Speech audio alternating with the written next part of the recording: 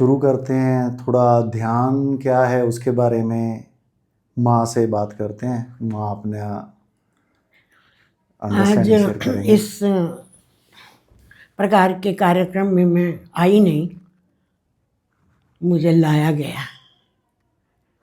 हो सकता है कि आज इसलिए यहाँ मैं उपस्थित हुई, सो कोई लेकर आ गया है मुझे यहाँ। और मैंने भी आज के इस सत्र को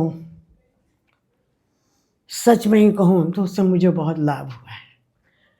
कुछ बातें मैं सोचती थी और कुछ पढ़ी थी, लेकिन उनके संबंध में भी किसी ने कंफर्मेशन नहीं दी थी। जैसे तो तुम्हारे जो कुछ तुमने प्राणायाम के संबंध में और ध्यान में उस प्राणायाम का क्या योगदान है, ये आज मुझे बहुत स्पष्ट हो गया।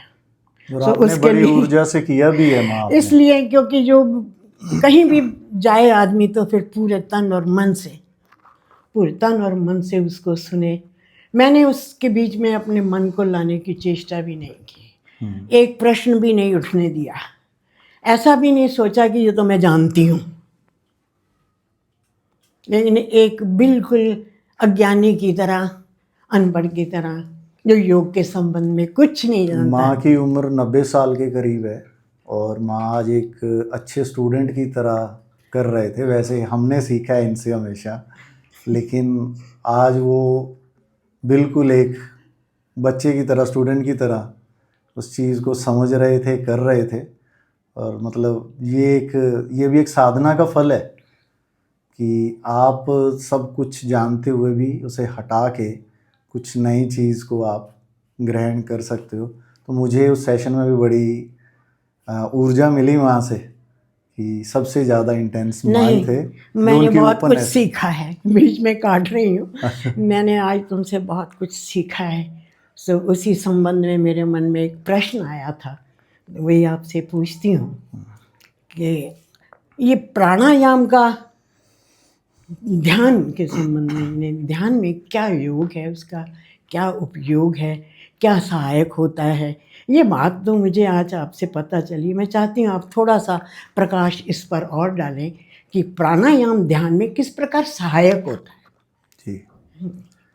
जी, प्राणायाम हम ये कह सकते हैं कि जो प्राणायाम का अर्थ है, प्राणायाम का अर्थ है कि जो आपके अंदर एक ऊर्जा है, अभी फ़िलहाल वो एक छोटी ऊर्जा है।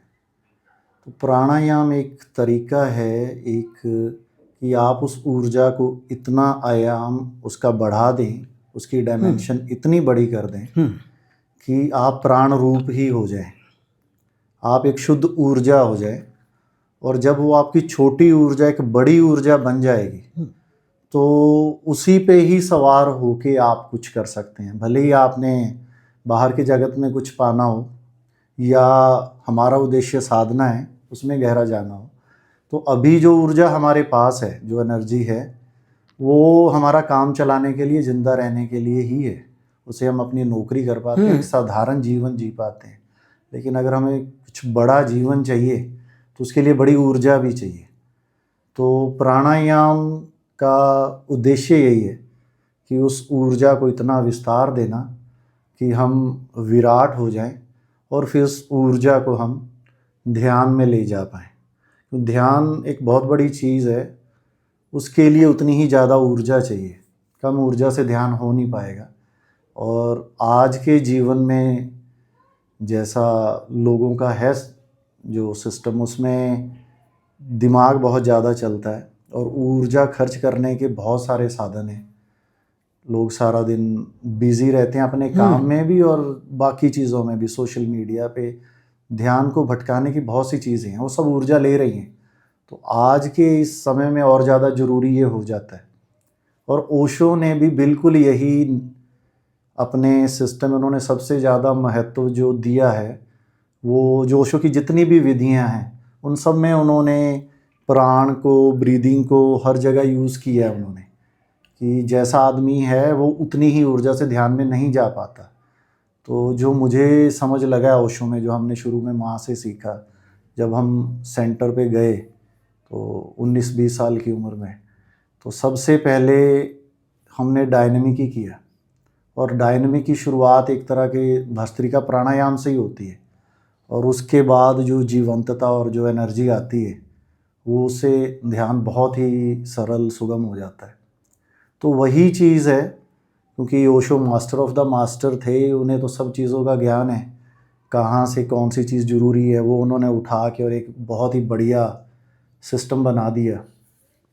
तो ऐसे ही हम उन सब विधियों में भी प्राण का समावेश है सब चीज़ों में, और हम प्राणायाम को अलग से भी कर सकते हैं। जैसे योग में ट्रेडिशनल चलता है, उन्हें हम ओशो की विधियों के साथ कंबाइन भी कर सकते हैं अगर आपने अच्छे से कैथारसिस कर लिया है।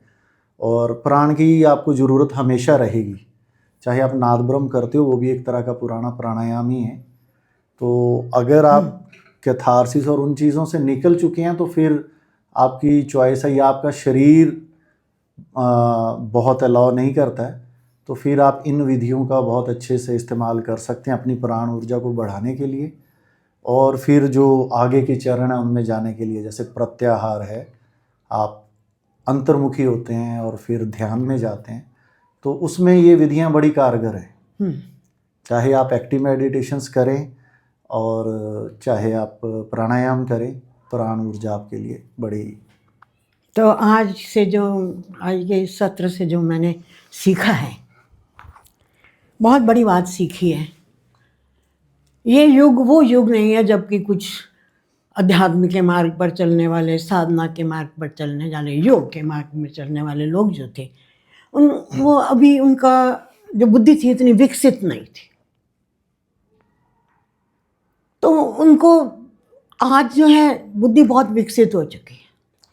इसलिए मुझे ऐसा लगा कि ज्ञान जरूरी है। ध्यान से ज्ञान उत्पन्न हो, ये बात दूसरी है। आज जो मुझे लगा कि ज्ञान ध्यान से पूर्व बहुत आवश्यक हो गया है। अगर आज हम किसी को ओशो की ये सक्रिय ध्यान करवाते हैं, या उनका नाद ब्रह्म ध्यान करवाते हैं, या उनका कुंडलिनी जो विशेष रूप से बहुत ही प्रचलित हैं, उनके पूर्व जो, जैसे आपने कहा कि उसमें प्राणायाम का प्रयोग हुआ है। सक्रिय में हुआ सबसे पहले भस्त्रिका।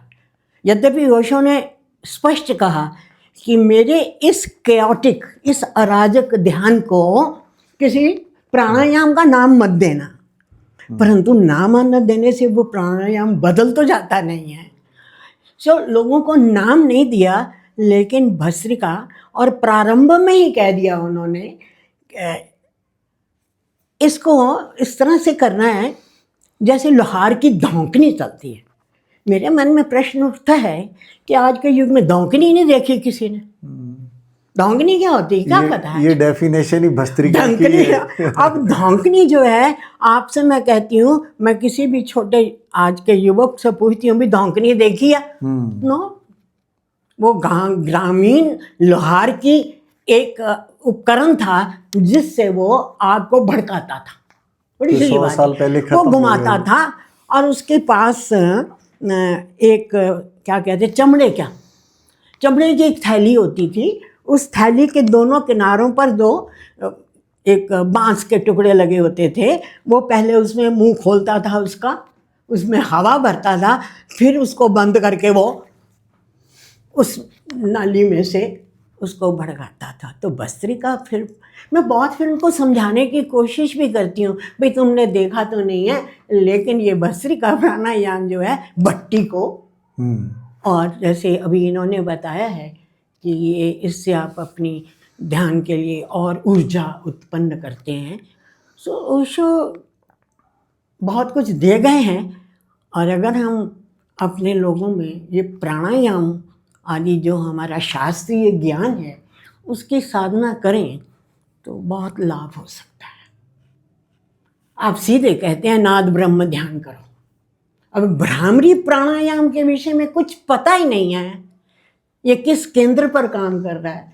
सो आज तुम्हारी पूरी टॉक से जो मैंने समझा, एक एक चीज़ को मैंने उसको देखा कि भ्रामरी तो आपका छठे केंद्र पर काम करता है।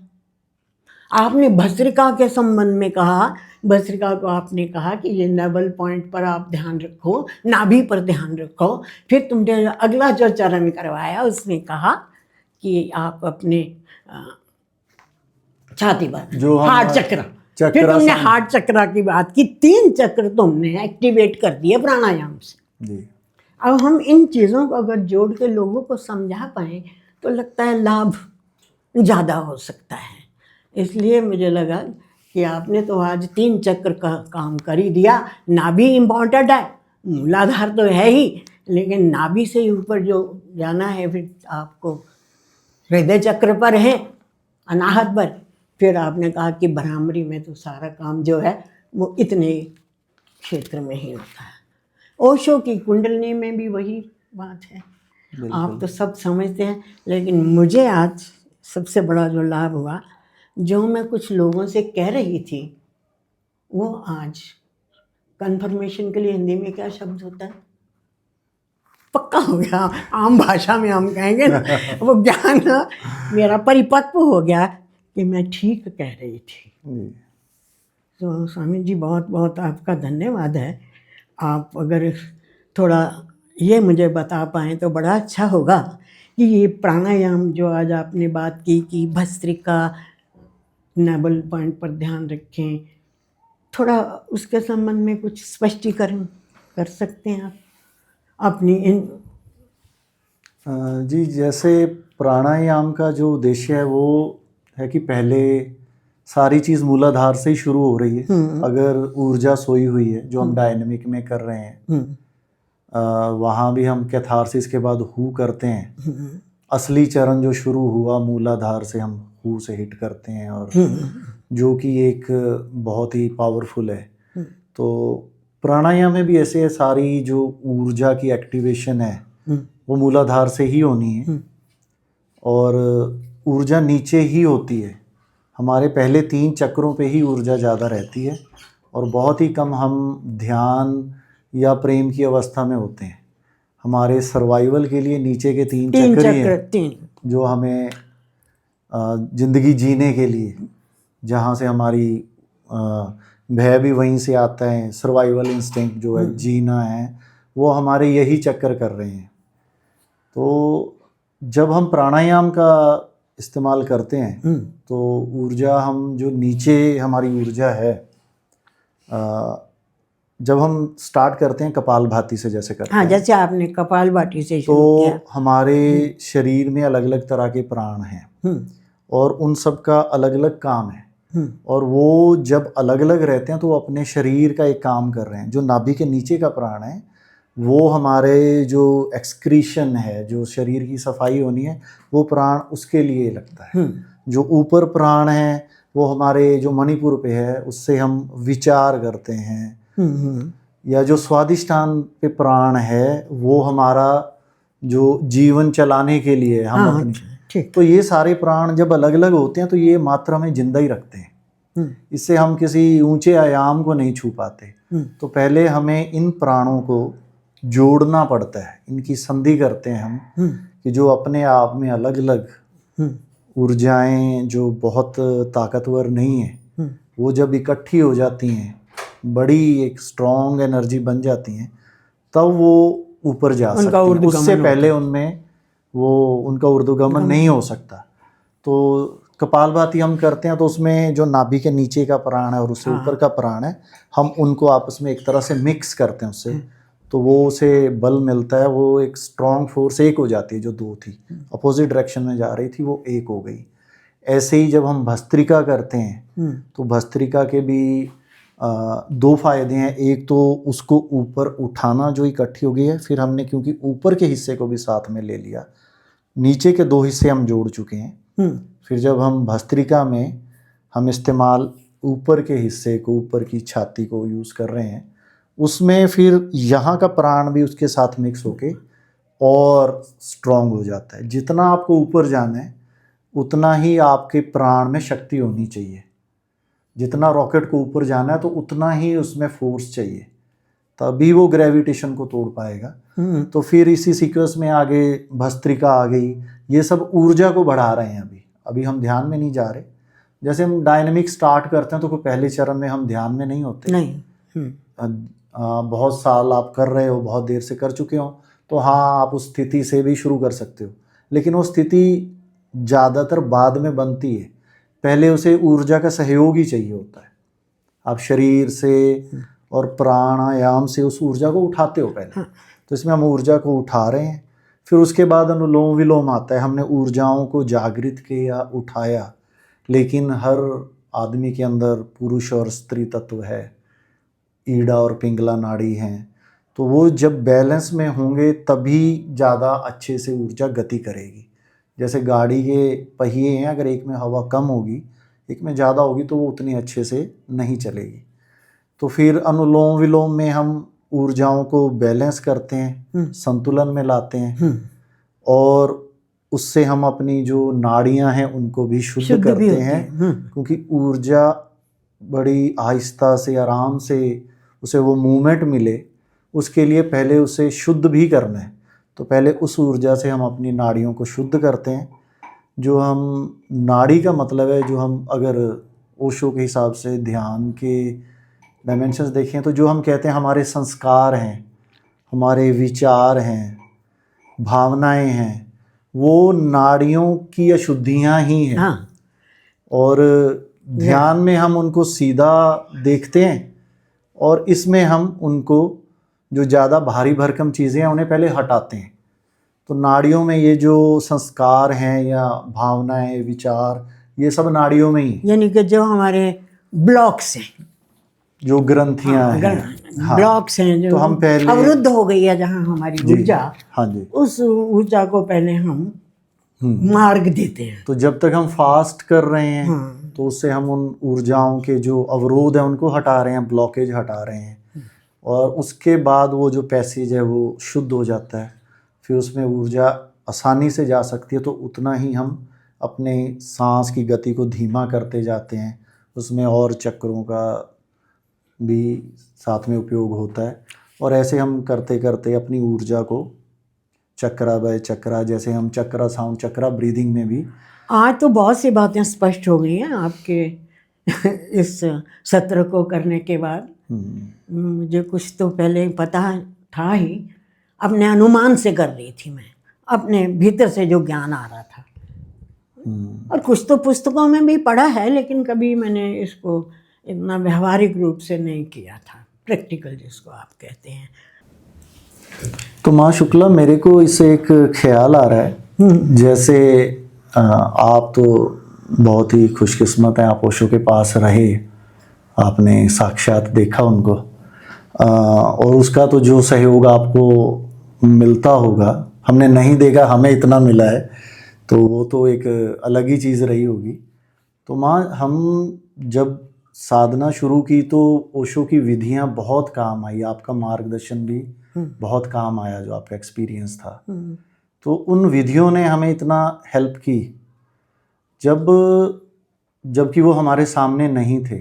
आप वो विधियां तो उनकी कर ही रहे थे, लेकिन उस विधियों के जनक आपके सामने थे, भगवान सामने थे, तो उनका क्या अलग से आपको सहयोग मिला होगा? बहुत बहुत बहुत ये बड़ी बात थी जो उस समय समझ नहीं आई थी।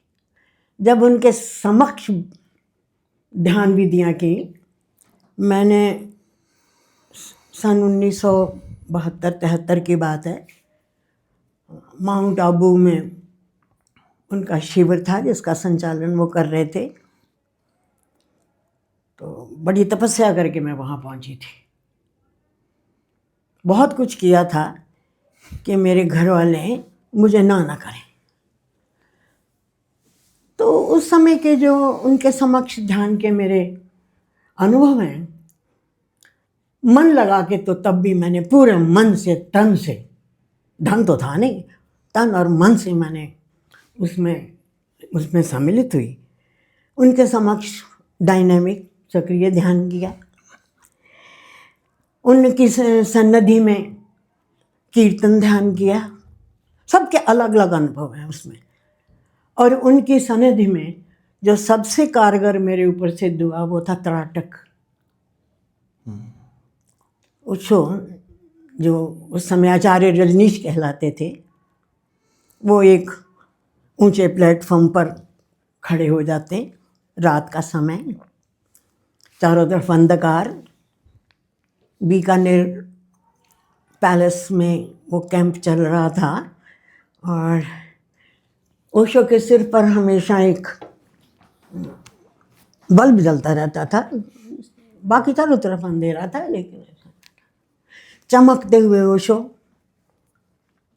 एक तो गोरे चिट्टे गंजे, वो रूप उनका जो था वो मेरी वर्णन से बिल्कुल बाहर है। उस त्राटक ध्यान का अनुभव बता रही हूँ आपको। मैं वैसे शुरू से ही एक बहुत आज्ञाकारी शिष्या रही हूँ।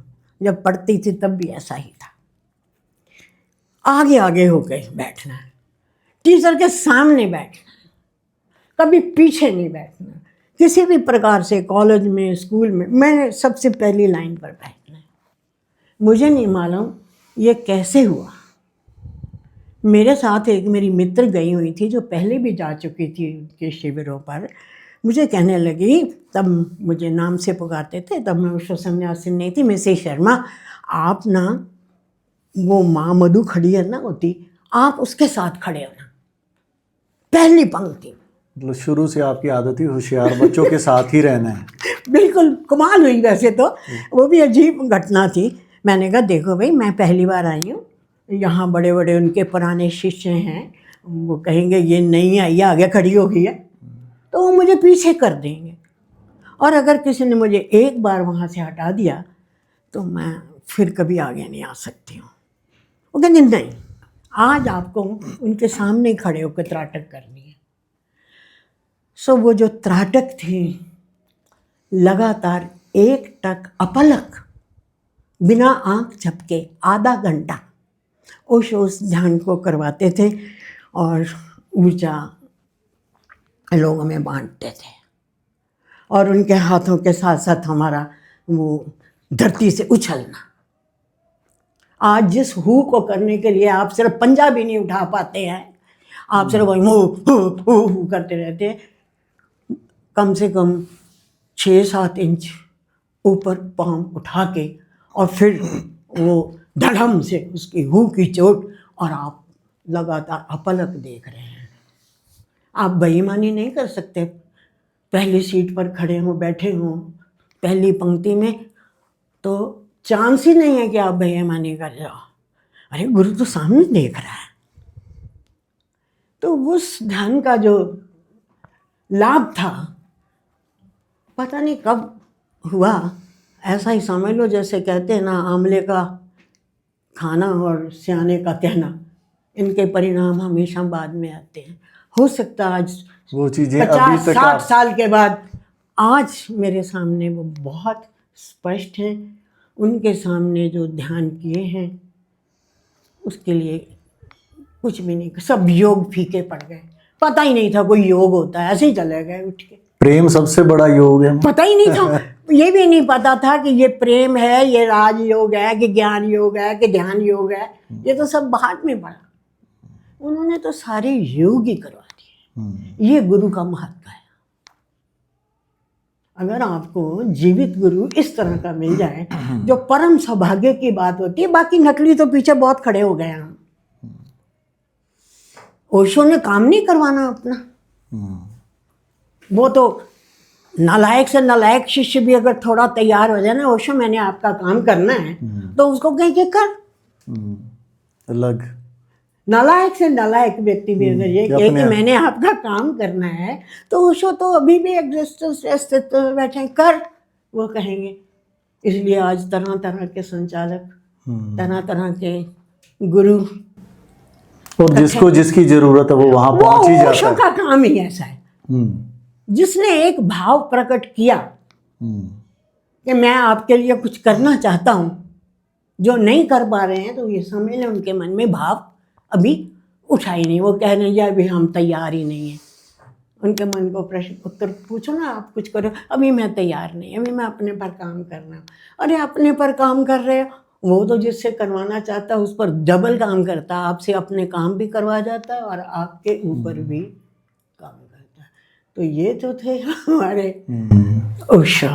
जो कृष्ण कहते हैं भी समर्पित हो जा मुझे, बाकी मैं देख लूंगा खुद ही। ये तो सिर्फ सुनने और वाक्य कहने की बात है। जब कभी ऐसी आपने घटना, उसे जीवन ऐसे घटना घटे हम्म, तो जीवन, तो आप लोग भी तो उसी मार्ग पर हो, जी वो पूरे आपके साथ हैं। हाँ जब तुम 19 बरस के थे, जब शायद तुम पहली बार उस केंद्र में पहुंचे थे, बीए 3rd ईयर के 2nd ईयर में थे। जी मुझे आज भी याद है सब, मुझे तुम्हारी पूरी कहानी याद है कि किस तरह से तुम ओशो तो और आपने बड़े अच्छे से हाथ पकड़ा, बड़ी चीजें मैं समझाई। क्या करूं, उन्होंने मेरा पकड़ रखा है, नहीं मेरा वो- दायां हाथ पकड़ रखा है ओशो ने, हाँ, और जैसे और बायां हाथ यूं है। जैसे आपने होशियार लोगों का संग साथ किया, तो हमें लगा हम भी होशियार लोगों का संग साथ कर लें। हम माँ के संग हो गए। ये सब माँ ने उनका खूब हमें डायनेमिक करवाया माँ ने। सो ओशो के ध्यान की विधियों की बात चल रही थी, उनकी वैज्ञानिकता आपके ज्ञान से और भी सिद्ध हो जाती है ना। एक तो हम बिना कुछ जाने करते हैं, और एक उससे हम अगर माँ उसमें आगे- ज्ञान आ जाता है प्लस, जी तो फिर उनका महत्व और भी ज़्यादा बढ़ जाता है।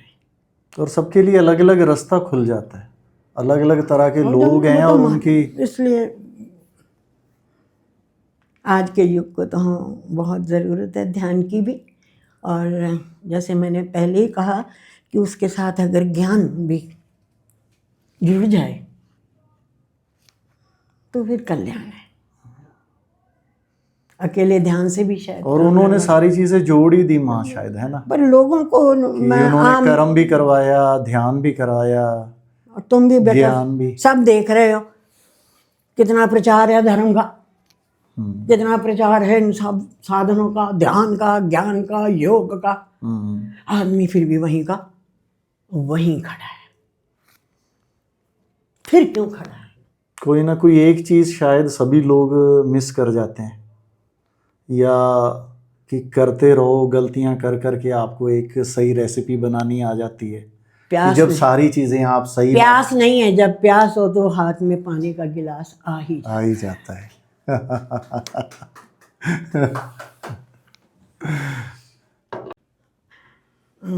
ऐसा है कि अगर आपने ओशो की बात छेड़ दी तो फिर तो वो कहीं ख़त्म ना होने वाली बात है। मैं तो फिर बह जाती हूँ,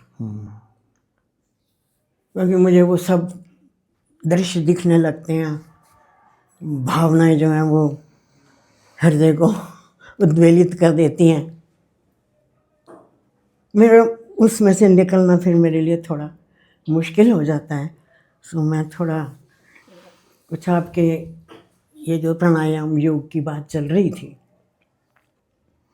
उससे पूर्व एक बात आपको बता दूं। मेरे मन में बार बार एक बात आती है और लोगों से कहती हूँ कि तुम योगा योगा करते हो, आजकल शब्द को बिगाड़ दिया जो तुमने। पहले तो शब्द योग है, और उसमें आपने ए की वजह से, अंग्रेज़ों की वजह से आपने उसे योगा कर दिया। पहले तो आपने उसका उच्चारण ही गलत कर दिया। फिर आप लोग को पता है कि ये पतंजलि का योग है? कुछ पता नहीं है। वही ये पता है कि उसने 8 जमातें बनाई हैं। पहले ज़माने में कोई मिडिल पास हो जाता था तो कहते थे वाह बड़ी बात होती थी, मिडिल पास है जी। तो मैंने कहा 8 जमातें हैं, उसकी नाम आता है उसे, यम नियम। मैं फिर उनको 8 का नाम बताती हूँ। मैंने कहा आपको ये भी मैं बता दूँ, ओशो ने सीधी छलांग मारी 8वीं में, 7वीं तक लेके गए। समाधि की बात उन्होंने की है। ये 7वां जो है उनकी क्लास जो है वो ध्यान की है, वो यम नियम प्रत्याहार जो कुछ भी करने का। नहीं, कुछ वही बात चल रही थी, तो मैंने कहा कि ओशो ने तो छलांग मारी। आपको स्कूल में भर्ती करके सीधा कहा तू बहुत लायक है, तू बीच में दूसरी, तीसरी, चौथी, पांचवी, छठवीं क्लास करने की तुम्हें जरूरत नहीं। कभी कभी ऐसा होता था पुराने जमाने में, मैं आपको बताऊं, अगर कोई बहुत लायक विद्यार्थी होता था तो उसको 1-2 क्लास से आगे भेज देते थे। आज ये रिवाज नहीं है, आज तो फीस लेनी है, ज्ञान थोड़ी देखना है। तो आगे छलांगे ऐसे चलती थी, तो ओशो ने छलांग मरवाई। तो आज ये तो अप्रासंगिक बात कर रही थी मैं बीच में, प्रासंगिक तो नहीं था, प्रसंग तो मैंने ये कहना था आपसे कि बीच में ना आप एक अंग्रेजी का शब्द प्रयोग कर रहे थे, एक टर्म, तो वो टर्म मेरे लिए नई टर्म थी, कुछ याद नहीं पड़ रही है। प्रोग्रेसिव ओवरलोड की एक हम बात कर रहे थे। Progressive overload. ओवरलोड। किसी ने आपको बीच में पूछा भी था कि ये प्रोग्रेसिव ओवरलोड क्या होता है।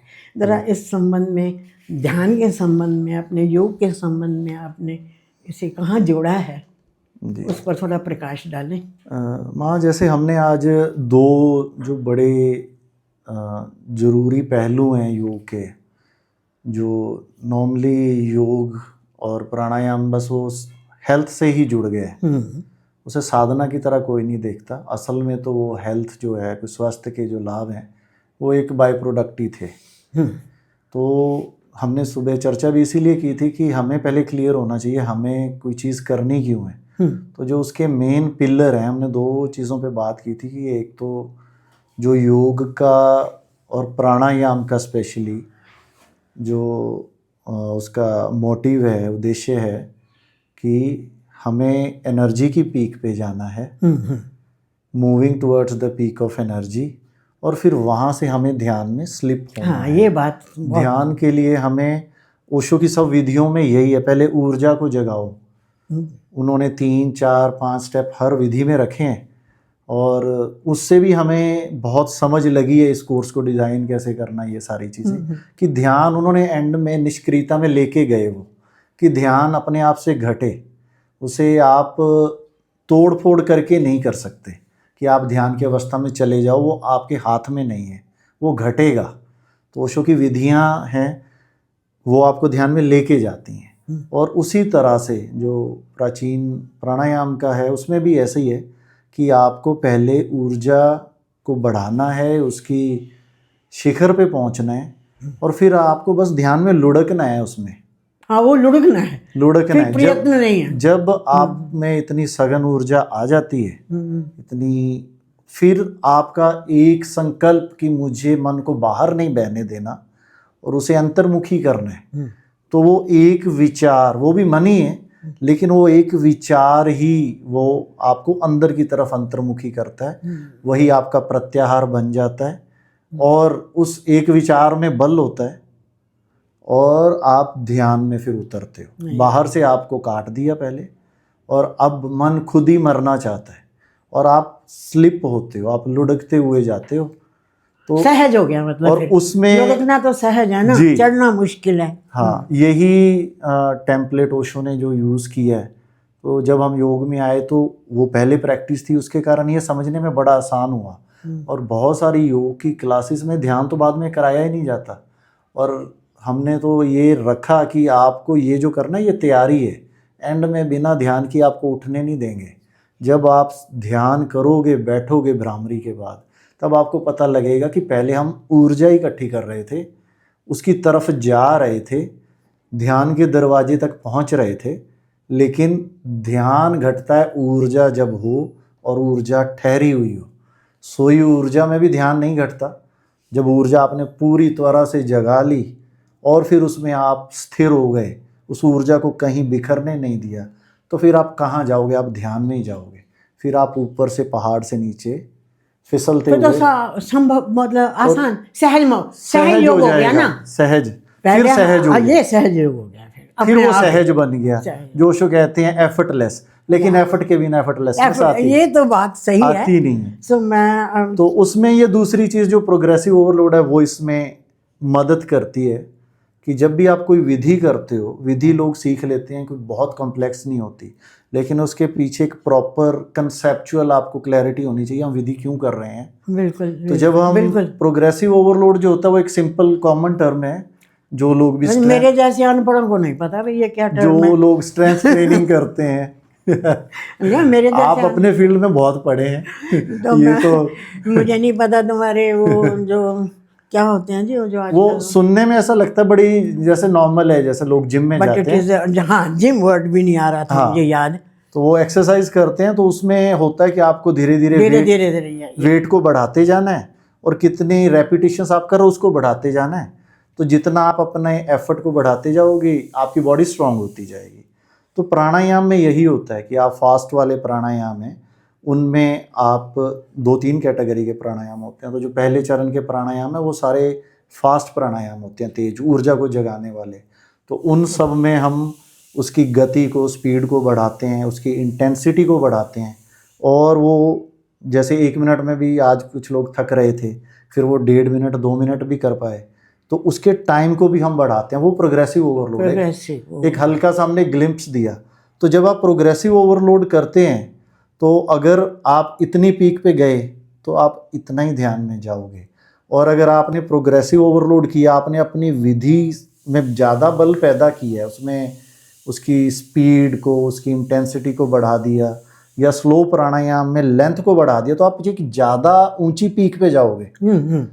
और जितनी आप ऊंची पीक पे जाओगे उतना आप गहरे ध्यान में गिरोगे। उसी ऊंचाई से तो आपको स्लिप होना है। तो इसलिए प्रोग्रेसिव ओवरलोड आता है, आप बड़े ऊर्जा के शिखर तक पहुंचते हो। और जब आप बड़े शिखर से स्लिप होगे तो उतनी ज़्यादा एफर्टलेसनेस में जाओगे। तो इसलिए हमें जो भी विधियां हैं उसकी इंटेंसिटी, स्पीड और उसमें चीज़ें ऐड करते जाते हैं ताकि वो ऊर्जा और स्ट्रांग हो जाए, ऊंचा शिखर मिले और उतनी ज़्यादा ध्यान की गहराई मिले। तो ये था। ओशो का बिल्कुल वो जब करवाते थे ध्यान, अभी भी रिकॉर्डेड है, उसमें वो यही कहते थे हमेशा कि और जोर से, यानी कि ऊर्जा को जगाओ फिर काम पड़ेगी। जब जो वो एक शब्द बोलते हैं बार बार, तो फिर वो ऊर्जा काम पड़ेगी। हाँ, मतलब आपकी काम आएगी, तो वो हमेशा काम पड़ेगी बोलते हैं। इसलिए मुझे वो जब भी काम पड़ेगी बात कहते हैं तो मुझे वो लगता है कि मतलब थोड़ा अलग अजीब सा शब्द लगता है। कहना वो जाते हैं कि ये ऊर्जा काम आएगी, ध्यान में ओशो। ले जाएगी। आज ओशो का तेरी इस प्राणायाम के सारे प्रोग्राम को सुनने के बाद और करने के बाद मेरी और भी ज़्यादा गहरी श्रद्धा बढ़ गई है उनकी विधियों के बारे में। और यही माँ हमने बहुत अच्छा एक्सपीरियंस हुआ। किया है। डायनेमिक जब आप कराते थे, हम हु करते हैं, एक पीक पे जा रहे हैं इंटेंसिटी से, एक पीक पे जाते हैं और फिर एकदम से आता है स्टॉप। तो अब आप इस तरफ नहीं लुढ़कोगे, मन को छोड़ के तो आप शिखर पे चले गए और फिर हम कहाँ खड़े, आप ऐसे कि वो एक क्षण भी भला जो आता है बीच में, और आप नहीं हिले उसमें, तो ऊर्जा अंदर मुखी हो गई और उन्होंने इतना वो उसको वाह, कर दिया और आप ध्यान में गिरोगे। धन्य भाग हमारे। तो इसीलिए वो मास्टर ऑफ द मास्टर है।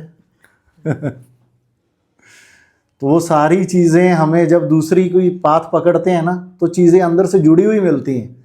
योग, तंत्र, ओशो की विधियाँ नीचे से सब जुड़ी हुई हैं। यही सत्संग है। यही समाप्त करते हैं, यही सत्संग।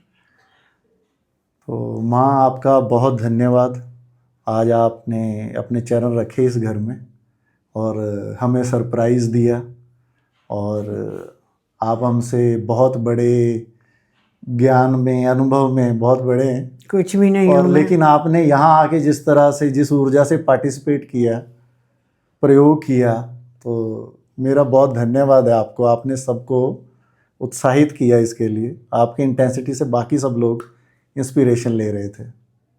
थैंक यू माँ। और जो आपने अपनी एक्सपीरियंस शेयर किए हैं ध्यान के बारे में, और जो अब तक आपने हमें दिया है और इतने लोगों को, उसके लिए मेरा प्रणाम है माँ। Thank you.